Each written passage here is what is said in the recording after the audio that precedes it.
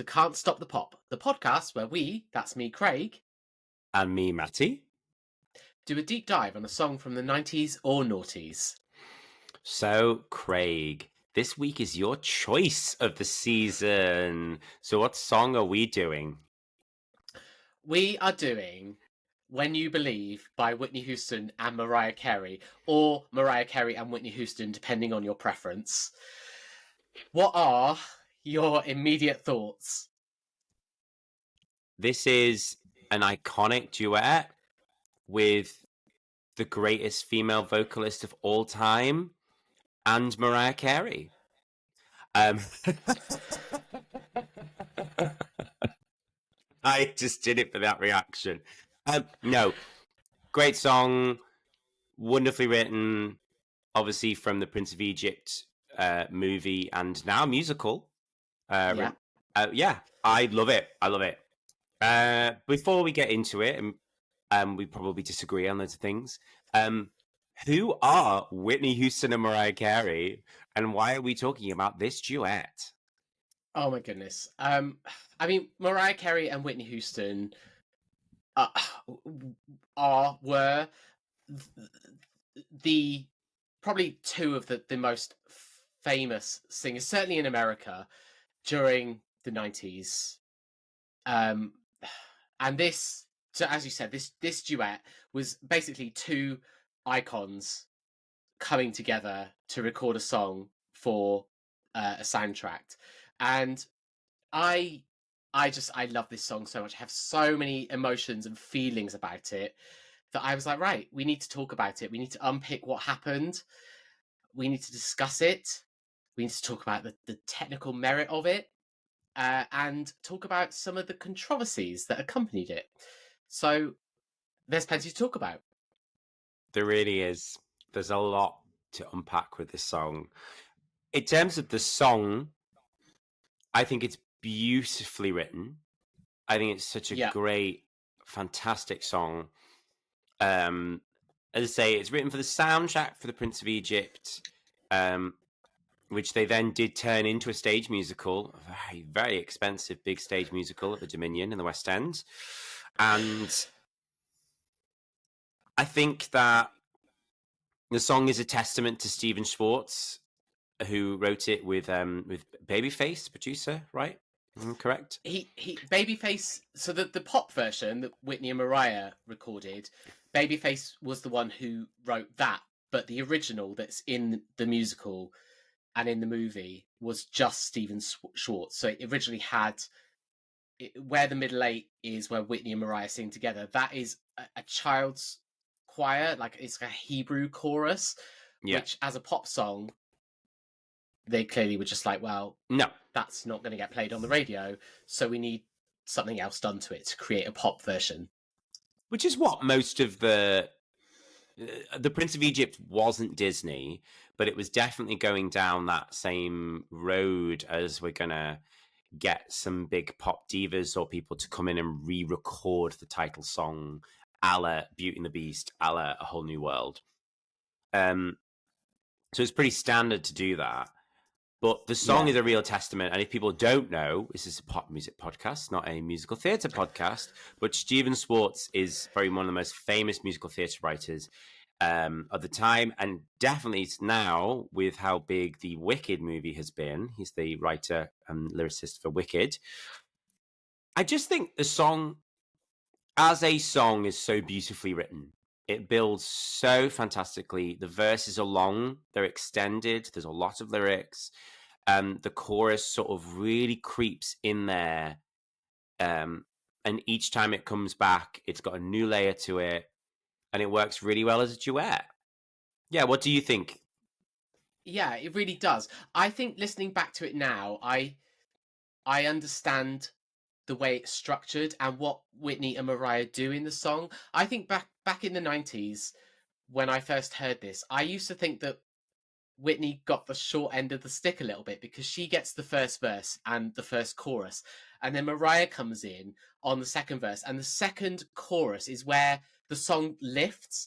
And I always used to think that really showcased Mariah's strength. But what I now understand is that the reason that works so well is because of what Whitney does in the first verse and chorus to give that foundation upon which Mariah can then come in and do the lighter melody. And it really is just two exceptionally talented singers singing together.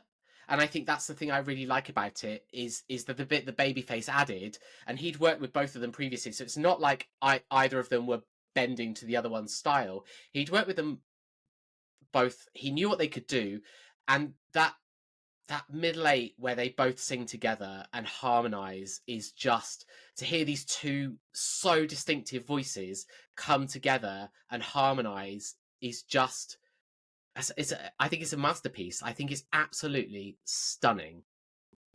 Wow. That's some strong words there. I find it interesting what you say about Whitney laying down the foundation for it. I know I gave a little bit of a cheeky comment at the beginning. Everyone knows I'm not the biggest Mariah fan, but I love Whitney. And it's a lot of Mariah's early career was based around being a new version of Whitney Houston, essentially. And I think that it showcases Whitney off incredibly.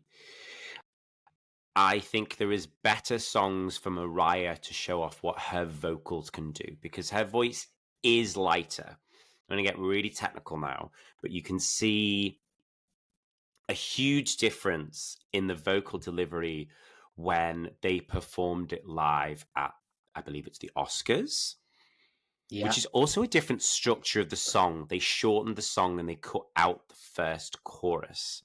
It just goes verse, verse into the chorus.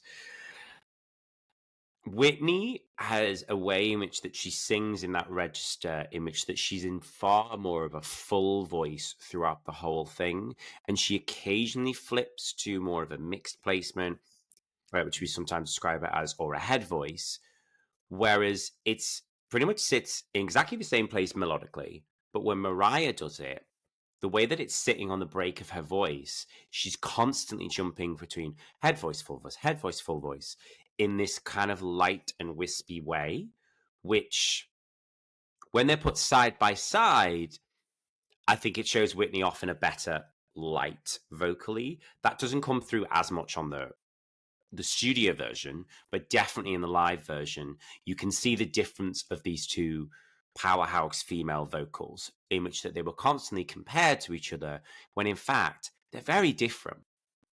Very different. Yeah, Whitney had a huge different. belty voice, and Mariah was a lot more wispy, R&B type focused in the way that you would layer her voice on. Yeah, and I don't know whether you feel the same. I feel like you can almost hear the dynamic of who they were and how they felt about each other. There was this apparent rivalry. I don't think there was a rivalry. I think that was just media spin. But I do think I would say that Mariah comes across as slightly more in awe of Whitney. Whitney just goes onto the track and does what Whitney does. Whereas I think Mariah ups her game and she plays around Whitney's vocals, but that works. Now, Yes. People may disagree with me, but I don't think Whitney might have been in awe, but she wouldn't show it in the same way. And that really comes through to me. I remember sending you this clip ages ago. You might remember it because they performed this song on Oprah. And there's I don't want there's a bit in that harmony when they're singing where they both come in on the same note.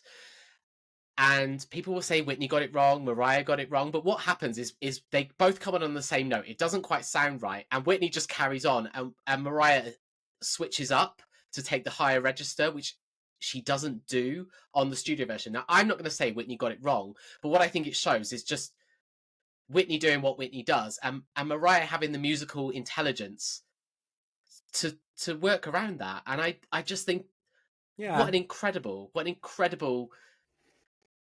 way to bring these two people together, these two incredible voices, and it's just a beautiful song. you said it right in the Mariah sort of being in awe of Whitney, because you've got to think about where they were in their careers at the time, and that Mariah was still very much in like the foundations of her career. I don't think I'm wrong in saying that. Whereas Whitney had been going for a while and had been really established herself about who she was as an artist, and was entering a new phase as an artist at that point. And, she was about to hit a barrage of sort of controversial and bad press and lifestyle choices and all these sorts of things. And we're not here to talk about that. But the way that the track is presented, when it starts, for me, it's interesting that you say that you used to think Whitney got the short end of the stick. I don't think she does. Sometimes to me, it sounds like a Whitney Houston song that features Mariah Carey, but in the best way, because they do layer each other, they do duet. But I can absolutely see a version in a world in which that it wasn't a duet and it was a feature, and Mariah had less in the song and she was there to layer on top, because it's structured melodically in a way that fits Whitney's voice, that she can just go for it in the vocal. And Mariah comes in a different part of her register to harmonize. But that doesn't take anything away from it. I really, really love it. I think it's fantastic. And I think that the sections of the song build so well, one on top of each other. And by the time you get to that final chorus, you're just in it's heaven. It's beautiful. Oh, it literally gives me chills. I think now more than ever, because we know we don't have Whitney anymore, and we know that Mariah's voice has changed so much, and you take it for granted, don't you, that this is just Mariah and Whitney doing a duet. Well, and I look back and think, what a moment for these two singers to come together and deliver a duet in this way. And so going into the music video, there are two music videos. I don't know if you've seen the second one, but the one that you would be most familiar with is the one that is the promotional tool for Prince of Egypt. So they're in this auditorium, shadowy, lovely lighting, and then you've got clips of the movie playing. You've got behind the scenes footage of them together, and I'm not going to lie, it all looks a little bit put on. It's very put on. It's not very endearing as a video. And it's fine. It's functional for what it is. If you think about Whitney and Mariah doing a movie soundtrack, this is what the video is going to look like. I don't think there's no surprises. It does what it says on the tin. But what I really like is these alternative music video that's just the two of them singing together in a church, and it's just that's it, with a choir at the end. But you just get to see them together singing for the entirety of the video, and that's for me is the biggest sign of this rivalry that didn't exist, because they wouldn't have done that. I just don't think they wouldn't have done that if they didn't enjoy working together. They would have filmed their parts separately, or they would have just done one video. And everything's drummed up by the media. What we've seen over the past 20, 30 years is just people just love to pit females against each other, create stories, put stuff out there. And it was really a bad place in the media at this point. And it's sad that sort of fake rivalry was drummed up, because I do think that I do think there probably was a bit of a love between them and a respect and for each other's career. And that definitely does come through in the alternative video. But in the normal video, one that most people will know, I just put that it's really weird that there's audio from an audience that's sort of shoved in every now and again of little whoa, little claps. And I'm like, this isn't live. This is not a live performance. It looks like people have been invited in to a Whitney and Mariah concert slowly as it builds up. It's a bit of a confused concept, but it's just that classic thing of the movie visuals are shoved in there, which I will say that I know it was turned into a West End show, And I know that the musical Mhm. theatre people love it because Stephen Schwartz has a amazing career of various different shows, most notably Wicked. But I don't think at the time Prince of Egypt was that big of a. It wasn't as big a success as any of the Disney juggernauts. So, and I find it really weird in that even though the visuals are there, they seem like such an afterthought to this video. It's like they're there, and you will roughly know that this is a animated movie about Egypt, but Yeah, you won't know any of the characters. You won't know any of the story. What we actually care about in this video is Whitney and Mariah. exactly. And yeah, it felt like a bit of a confused marketing angle, I think, Yeah, personally. yeah. I mean, this was originally pitched to Disney, and they turned it down, and I can understand why, because Disney didn't have a great reputation for historical adaptations. Um, and then so when DreamWorks was founded by one of the guys that pitched it to Disney, he was like, "Well, I'm going to use this idea, and I mean, this was, I guess, this was an early attempt to really pitch DreamWorks as a rival to Disney, Mm. which I guess brings us nicely onto the Oscars Yes. controversy, because What happened there? this was put forward for the Oscars, and it is the only non-Disney song to win Best Original Song at the for an animated movie at the Oscars. But when it was put forward, Stephen Schwartz put his version forward, not so just him. He didn't include Babyface in the nomination because he was like, well, Babyface just added a verse here, like, and that's it. So then Whitney and Mariah turn up to perform the song at the Oscars, and I think there was an expectation that because that they would be performing the song that was nominated, therefore they would be performing a song that was closer to the version that was nominated. But they didn't. They weren't.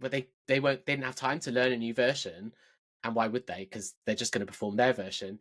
So they perform the version with Babyface and with their version, and then it wins the Oscar, and Babyface doesn't get mentioned because Stephen Schwartz didn't include him in the nomination. And I think In the that's movie, that's mad. In the movie, it's is it their voices? It's not their no, voices singing it. It's it's characters in the it's movie. yes. This is a Michelle Pfeiffer uh, duet in the movie, Yeah. but uh, and I guess that's the version that was considered. But Whitney and Mariah were the ones that it was the pop hit, and they were the ones that I would say, like you said, the film wasn't massively well known. The song I would say is more well known than the movie. Therefore, Totally. you would expect Babyface I probably to have been on the nomination for the Oscar. Personally, I you think might that's disagree though. no, I don't disagree at all. And I think that the longevity and the legacy of the song is the reason why it stayed relevant and the reason why they turned it into a stage show and they used it in all the promotion. And I think it's a really weird thing. I find this really interesting with the Oscars because I always have a weird thing about who is accredited for the best song win. Is it just the single songwriter? Is it the producer? Is it the artist? Like, because Yeah. technically, Whitney and Mariah have won an Oscar, but they've not. Yes. And this is Yeah. what I find really weird. Whereas if you are Adele that wrote Skyfall, you've won the Oscar. Yeah.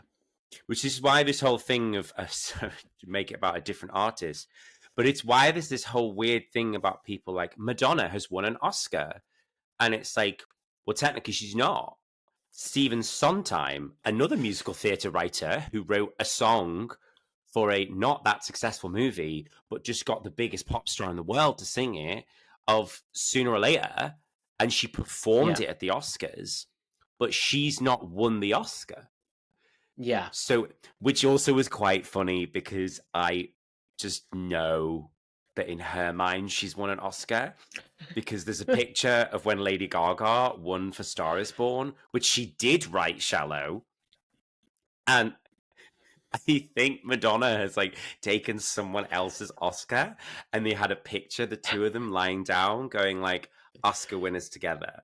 And I'm a bit like, babe, technically you didn't. But I find that weird, because should Whitney and Mariah be Oscar winners for this? Like, because it's their vocal on it which makes the track. Like, we talk about it all the time, but pop songs are more than just the writing team. It's about the production. It's about the artist. It's about the live performance. It's about the full package. And to me, it's not always important or even relevant if the vocalist has written the song. Would this song have been as big as it was if it had two average vocalists on? No, it had two phenomenal vocalists on, and that's what made it partly successful. I thought you were going to say it had one on it. No, Mariah's an amazing vocalist. I think I'm not going to get angry on Babyface's behalf. I think it's fine if Stephen Schwartz submitted that song, his movie version of the song, for consideration, and that was the version that won. Fine, but then don't get Whitney and Mariah on to perform their version at the Oscars. Get Michelle Pfeiffer on to perform her version, because that's the version that's been considered. And I can imagine. Oh, I don't know if Babyface was even there, but can you imagine? I'd be smarting. I'd be sat at home watching it, thinking, "You've just performed my song, and I'm not even on screen as a credit." Because but that's the same thing as. Has there been a Disney example? Has there been a Disney example in which that's happened? I would love to know. I should know this, but like, did Celine and Peabo Bryson perform Beauty and the Beast at the Oscars?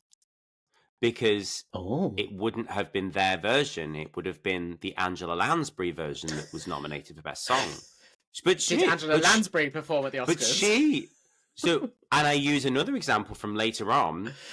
Let's not forget that we live in a different age now, in which that kids with streaming are far more inclined to engage with the version that's in the actual movie than they are with any pop version. And the last example that I can see of really backfiring is poor Demi Lovato recording Let It Go. Like, she thought that she was in the money, but no, our good old girl, Adele Dazeem, Idina Menzel, here she was, biggest Disney song of all time, essentially. And that's the version that she performs at the Oscars. So I find this, we could do a whole deep dive series on like animated versions versus, their pop counterparts. Because we are so in sync. I think Let It Go was the song that changed it, because like you're right, in the it might seem an alien concept now, but in the 90s and noughties, when animated movies had songs, it wasn't the song that everyone knew from the movie that was released as a single. It was Elton John, a pop version of it. Yeah, it was. Yeah. It was and it was Phil Collins. Like, technically, but still, he was him in the movie. But a whole new world. It was the pop version was and Let It Go was and streaming was the one that I think changed it. And people were like, well, actually, I just want the one that's in the movie, so let me go and dance. So it has changed. It has changed a lot. So yes, we've gone way off track. But so I'll bring it back. But I love it. I love that as well. but that goes straight through from Frozen into then Moana into then Encanto. It's like kids and younger people are engaging with the version from the movie. because that's the version Yeah. that they want to listen to, because that's the version they're going to look at a million times on YouTube clips. Sorry, I've gone on an absolute tangent now, No, but I it's am fine. obsessed.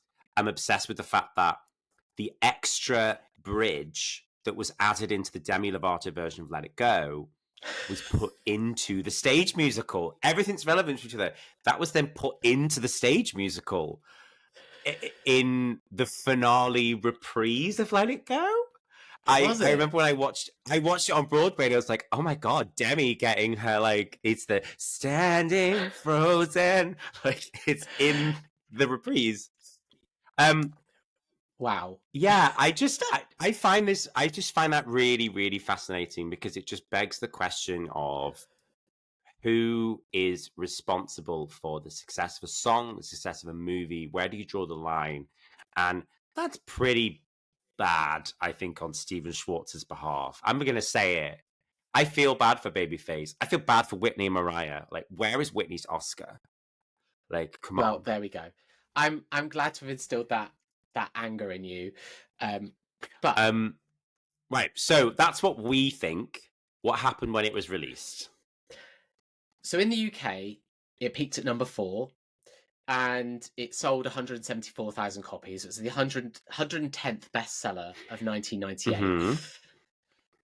So it wasn't successful, but I think it was, and it probably was what Whitney and Mariah wanted it to be, a bit of a side project. It didn't overshadow. Yeah. I mean, at this point, Whitney is promoting the My Love Is Your Love album. So she's got It's Not Right, But It's Okay. You know, that's...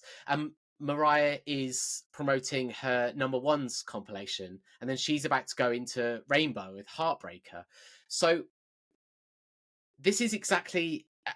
There's a part of me that wishes it was bigger, although I just need to add a caveat to that. But there's also part of me that thinks it was as successful as they would have wanted it to be, because they would not have wanted this song to overshadow what they were doing separately. Yes. Because they were moving on from ballads. This is a very early 90s balladry. They were moving on from that. But it's not like anything else Whitney was doing for that album campaign. Or Mariah. Yeah. But I would say that if you're going to put Mariah and Whitney on a track together in the 90s, it absolutely should have been a ballad like this. So, yeah. But I just have to add, the song did get to number 1 eventually in 2007, when it was the X Factor Winners single, and Leon Jackson covered it. God,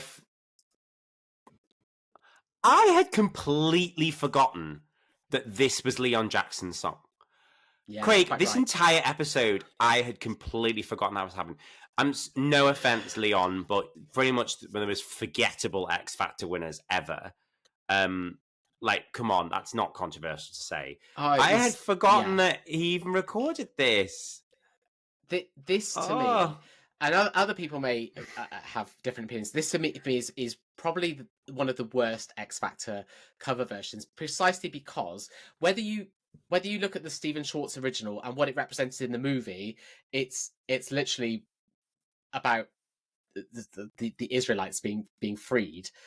It's like supposed to be this really pivotal moment. Or whether you consider it Whitney and Mariah, this incredible duet between two amazing vocalists, this should never ever have been an X Factor winners single. Lazy, it completely misses the point. So lazy. God, Leon Jackson. Am I right in thinking his duet in the final was Kylie, wasn't it? And they did oh my goodness, was this it? Bizarre burlesque version of Better the Devil. If that's wrong, we're cutting it from the episode. But okay, right. I'm pretty sure it's right. If that exists, there'll be a clip going in if that exists. There'll be a clip going in if that exists. Yeah, but yeah. So X Factor. Worst X Factor cover by even worse than The Climb. Worse, just completely misunderstands. No disrespect to Joe. We love our Joe. The Climb was great. Yeah, I know. Wow. I mean, any final thoughts?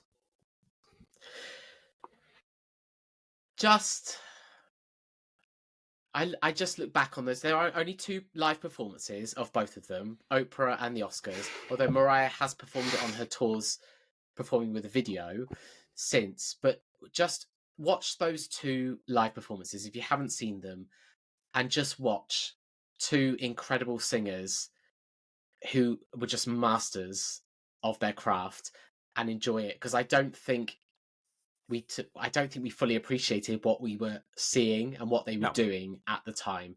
It's so much easier to appreciate it in hindsight. It's incredible. I've said it before. Whitney is she was just everything. Like, just as a vocalist, the power in those vocal choices that she makes in this song and in all of her discography, really. Even her later stuff, I loved. Even when her voice was not what it once was, there's still such a warmth and a raspy tone to the age of it. Just go back.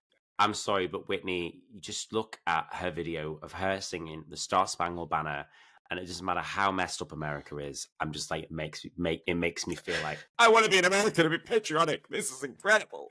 But like any of her early videos of her performing live is like, who is this goddess? Like, this just incredible voice. And I'm so glad that this song was able to be captured, because it really was a bit of a passing of the baton and someone looking up to someone else. Before we end, I will say an amazing rendition of this song, if you haven't seen, to link it all back into musicals and Stephen Schwartz, is there is an amazing version of this that they performed at the Stephen Schwartz celebrations, I believe it was, that Ariana and Cynthia from Wicked did as a duet. And it is phenomenal. Because you just imagine what their voices are obviously like together, and their sort of tones together it's very similar. But I'm glad the song can live on. It can. Absolutely. And we're part of that now.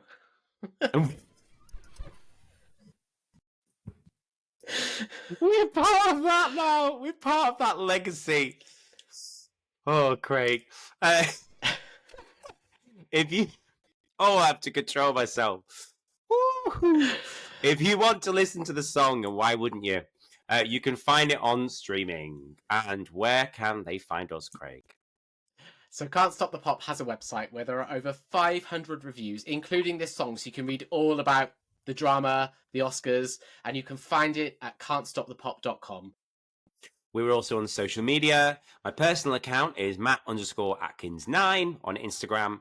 And you can also find us on TikTok at Can't Stop the Pop Podcast, where we do this, but in 60 seconds. And we do some reaction videos and lots of random little clips.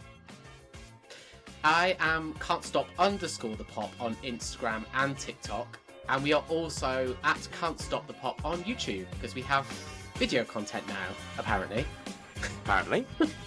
Do subscribe to our channels, get in touch, let us know what you think of the song, let us know if you think that Babyface should have been mentioned at the Oscars, what do you think of the show, and please leave us a review, but only a good one, wherever you get your podcast from. Thank you so much for listening, and join us next time for more Can't Stop the Pop.